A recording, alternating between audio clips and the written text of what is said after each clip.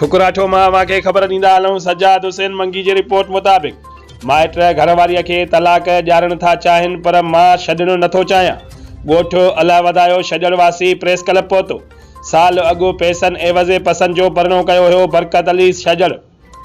ठुकराठो वेझो ॻोठ अलाह वधायो छॾण जे रहवासी बरकत अली छॾण प्रेस क्लब पहुची सोरे आरिफ गोपांग ऐं ॿियनि ख़िलाफ़ एहतजाज कयो।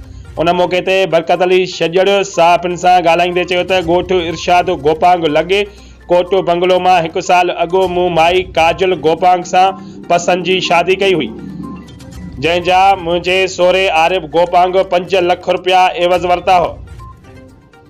जॾहिं त 2 महीननि खां मुंहिंजो सोरो मुंहिंजी घरवारीअ खे माइटनि ॾे घुमाइण बहाने वठी वियो, जेको हिन महिल ताईं वापसि नाहे मोटियो ऐं मुंहिंजी ज़ाल मोटाए नथो ॾे।